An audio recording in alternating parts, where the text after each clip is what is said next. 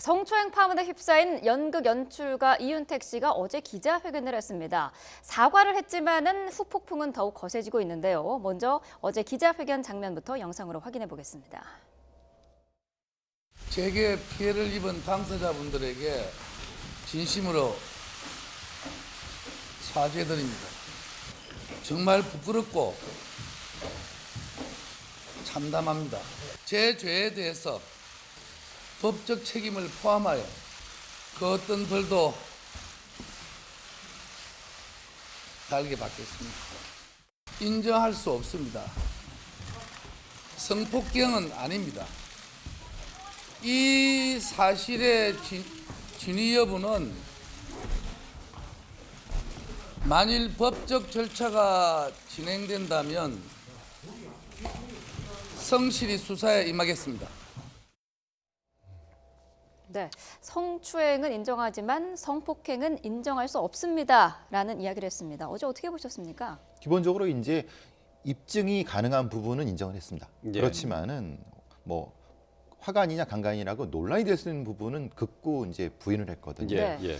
상당히 저는 좀 아쉽고 예. 이 부분은 저 정도 자리에 가신 분이 저 정도 사과밖에 못하느냐라는 참 안타까움이 먼저 들었고요. 네. 사실 뭐 피해자들을 더 이제 분노하게 만든 부분이죠. 말 자체도 사실 좀 애매합니다. 뭐냐면은 마치 제3자가 하는 듯이 예, 예. 이런 얘기도 했고 법적 책임을 진다고 했지만 구체적으로 무슨 누구한테 어떤 책임을 진다는 얘기는 안 하고 굉장히 두루뭉실하게 넘어갔기 예, 때문에 예. 저 부분은 형식적으로는 사과지만 실질적으로는 사과가 될 수 없습니다. 예. 네. 무엇을 어떻게 하느냐가 예. 돼야 되는 거죠. 예. 어제 이제 기자회견을 하면서 더러운 욕망을 억제하지 못했다라고 얘기를 했고요. 근데 또 그거를 관행적이었다라는 또 표현도 썼어요. 이게 도대체 어떻게 해석을 해야 되는 겁니까? 그 자기가 안 했다는 거죠, 말하자면. 자기가 아니라 다른 사람들도 했다는 자기 안에 얘기인가요? 누군가가 했다는 거죠. 예. 그런 말이 어디 있습니까? 예. 제3자 화법도 아니고. 그러니까 저런 부분은 뭐 아니 이분이 그렇다는 얘기는 아니지만 보통의 이제 성 관련된 범죄자들이 하는 일반적인 변명의 패턴을 그대로 가지고 있습니다. 저분이 저렇다는 건 아니지만은 예, 그런 예. 느낌을 좀 받았습니다. 네. 어제 사과를 하면서도 글쎄 이제 성추행은 인정했지만 성폭행은 없었다라고 얘기를 했고요. 물리력을 쓰지 않았다라고 얘기하면서 법적으로 책임질 것은 또 법적 절차를 통해서 이거를 또 가려보자 이렇게도 얘기를 했어요. 법적 절차로 할 수 있는 게 있습니까? 지금 그 피해 여성의 경우에 지금 2013년 많이들 아시지만 친고죄가 폐지되기 전의 사건이기 때문에 피해 여성이 할 수 있는 거는 지금 고소를 한다 하더라도 네. 아마 그 수사가 진행되기 어렵고요. 아. 예. 그리고 민사상으로 뭐 위자료 청구, 손해배상 청구를 한다 하더라도 이게 민사는 뭐 그 행위자를 안 날로부터 뭐 3년 그리고 사건이 있을 때로부터 10년, 3년, 10년의 예. 소멸시효가 있어요. 예. 그래서 민사적으로 소를 제기한다라고 했을 때 나한테 이 위자료를 달라라고 청구한다고 했을 때 이윤택 씨가 나는 소멸시효 주장을 안 하고 그냥 달라는 대로 주겠다라고 하면은 몰라도 그것이 아니라 뭐 소멸시효 주장을 하거나 아니면 사실관계에서 따진다라고 하면은 이거는 이제 법정에서 문제가 될 수는 있죠. 한번 예. 그 논의를 해볼 수는 있죠. 이 쟁점에 다퉈볼 여지는 있습니다. 근데 형사법정이 아니라 민사법정에서는 민사법정으로. 다퉈볼 여지도 있습니다. 예. 네. 그러니까 형사상으로는 책임은 질 수가 없는 거네요. 근데 또 한편으로 생각하면 피해 여성이 명예훼손으로 고소해 볼 여지도 있어요. 지금 뭐 성폭행이 아니다, 뭐 동의, 성범죄로는 안 된다 형사상으로 안 하더라도 돼도 뭐 합의에 의한 그 성폭행이, 합의에 의한 성관계였다. 성관계로 얘기를 했기 때문에 거기에 네. 대해서 허위 사실에 의한 명예훼손으로 고소는 해봄직합니다. 아, 네. 예. 어제 기자회견 이후에 분노한 피해자들의 추가 폭로가 계속해서 이어지고 있습니다. 실명까지 내걸고 폭로를 하고 있는데 그 내용을 잠시 짚어보도록 하겠습니다. 네, 자 연극 배우 김지연 씨는 여자 단원들이 밤마다 돌아가면서 안마를 했다, 성폭행으로 임신을 했고 낙태까지 했다라는 충격적인 내용을 밝히기도 했고요.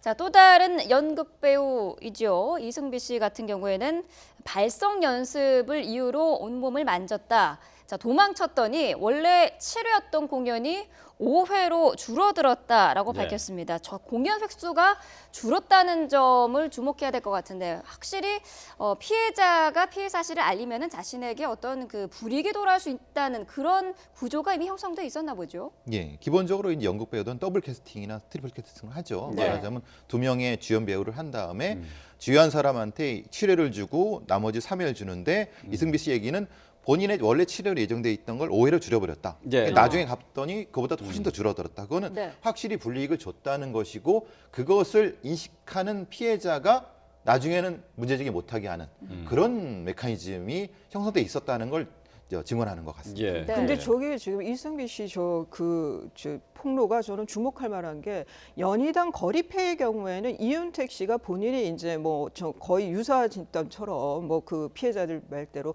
숙식도 같이 하기도 하고 뭐 예. 이런 게 있으니까 좀 그런데 이 지금 이승비 씨가 폭로한 이 내용은 국립극장에 있을 때란 말이에요. 예. 국립극장은 정부에서 세금으로 운영되는 곳이에요. 네. 예, 그거는 그렇죠. 공모를 통해서 또 뽑히고요. 예. 저는 도저히 납득이 안 가는 거죠. 국립극장 행정실에 가서 피해를 호소를 하고 했는데 그 행정 업무에 있는 사람들조차도 지금 외면했다는 거. 이거는 연희당 거리패의 문제가 아니라 예. 국립극장에서 벌어진 일이기 때문에 이것은 저는 이승비 씨의 이 폭로 사건은 이거는 좀 그 당시 그 주무부처도 그렇고 상당히 좀 다른 시각으로 이거는 좀 이 사건은 봐야 된다는 생각이 예. 듭니다. 네. 그 성범죄를 고발한 사람들의 얘기가 그런 얘기도 추가가 돼요. 보고도 모른 척했다. 그러니까 주변에 있는 사람들이 이러한 그 성범죄 사실을 알고도 모른 척했다는 것은 이 피해자들에게 또 다른 고통을 주는 것 아니겠습니까?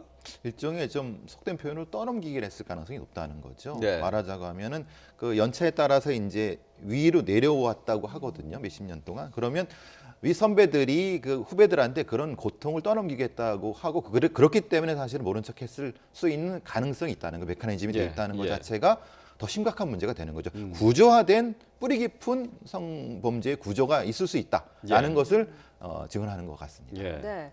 앞서서 그 국립극장에서까지 이런 일이 있었기 때문에 좀 더 자세히 면밀히 들여봐야 된다라는 지적을 하셨는데 사실상 그러면은 연극계 자체적으로 좀 자정 노력이라든지 이런 부분이 전체적으로 이루어져야 한다고 보시는 거죠? 뭐 지금 이제 그 뭐 극작가 협회나 이런 데서는 제명 조치를 예. 했지만 네. 그것이 이제 좀 사후 약방문적인 게 있고요. 그래도 저는 지금 문화계에서 연극계가 그래도 가장 활발하게 미투 운동이 벌어졌고 여기에 대해서 이제 후속 조치들이 이루어지고 있다는 면에서 그나마 고무적인 것 같습니다. 네. 그 지금 문학계에서는 왜냐면 뭐 고은 시인에 대한 폭로가 있었지만 뭐 이후에 문학계 내에서의 뭐 자정 노력들은 별로 썩 보이지가 않죠. 예, 가시적인 건. 그런데 지금 그 이윤택 씨 말고 다른 뭐 A 씨 이렇게 해서 뭐 거장 연출가 이렇게 그 이니셜도 아니죠. 그냥 A 씨로 그 인터넷에 돌고 있지만 실명이랑 이후에 뭐 그 구체적인 그 연극계 내에서의 조치가 안 보인다는 거는 또 다른 걱정을 낳게 합니다. 이것이 그냥 반짝 어떤 좀 이벤트성 아니면 이윤택이라는 한 사람만 찍어내고 나머지 뭐 시스템이라든가 그 내의 문화는 전혀 변화가 없는 것이 아닌가라는 또 우려도 하게 되는데요. 예, 예. 지금 저는 이윤택 씨 관련해서는 좀 최근 사례라든가 아니면 앞서 말씀드린 대로 뭐 명예훼손 이런 것으로라도 좀 형사처벌이 이루어져야 예. 좀 그나마 좀 강한 철퇴가 이루어지지 않을까라는 좀 그런 기대를 하게 됩니다. 예. 네. 일단은 뭐 특별법이 제정된 2013년 6월 6월 이후 예. 그 이후에 있었던 뭐 성추행이라든지 성폭행 같은 거는 얼마든지 형사처벌이 가능한 거죠. 예, 형사처벌이 가능하죠. 그래서 아마 그 폭로하기에 훨씬 더 큰 용기가 필요하지 않을까 싶습니다. 예. 네. 그 끝으로 한 가지만 더 좀 살펴보도록 하죠. 이윤택 씨가 어제 이제 기자회견을 하면서 나왔던 얘기가 이제 성폭행은 아니다. 라고 얘기했는데 합의된 관계다라고 얘기했는데 이게 보통 이제 성범죄자들이 하는 얘기 아닌가요? 뭐 상투적인 말이죠. 예. 강간 아니다, 화간이다. 예. 그러니까 실무에서는 그런 겁니다. 합의가 있었냐 없었냐. 그러니까 말하자면 뭐 그게 이제 묵시적 합의가 있었냐 이런 부분까지도 아주 세세하게 따지고 들어가야 되거든요. 그런데 그렇게 되려고 하면은 다른 증명이 필요합니다. 왜냐하면 2명밖에 없었기 때문에 예. 그러면 그거를 이윤택 씨가 알았다고 하면 저건 굉장히 악의적인 부분인 겁니다. 그러니까 피해자는 분명히 강간을 당했다고 하는데 뭐 본인도 얘기했지만은 뭐 4명이 다르지 않느냐라고 뭐 어제도 기자회견에도 얘기를 하는 것처럼 예. 바로 그거를 논란을 가져가려고 갔습니다. 왜냐하면 절대 강간은 아니다. 우리는 합의를 했다. 아니면 묵시적으로라도 합의했다. 이렇게 얘기를 하는 것 같습니다. 예. 이제 네. 그 이윤택 씨가 이제 그 부분인 것 같아요. 이것이 한 번에 그친 것이 아니라 꽤 긴 시간 동안에 몇 번의 그 반복이 있었거든요. 예. 이런 경우에 저런 그 화관을 주장하는 경우들이 많은데요. 네. 지금 이 그 피해 여성과 이윤택의 관계, 이윤택 씨와의 관계는 그 감독자와 거기에 고용돼 있는 사람이란 말이죠. 그렇죠. 그래서 이런 경우엔 업무상 위력에 의한 간음이라고 그래서 보통의 그 강간보다 낮은 단계의 위력 정도로도 이 성폭행을 인정을 해줘요. 예. 그래서 이 피해 여성의 경우에는 업무상 위력에 의한 간음이기 때문에 지금 이윤택 씨가 생각하는 뭐 무슨 폭행 협박이 없다 하더라도 예. 이 그 성폭행으로 인정될 가능성이 더 높습니다. 그러니까 권력적 구조를 이용한 강간이다 이렇게 볼 그쵸. 수가 있다는 얘기죠. 자, 네. 어제 있었던 이윤택 씨의 기자회견 차라리 안 하니만 못하지 않았느냐 그런 평가가 나오고 있습니다.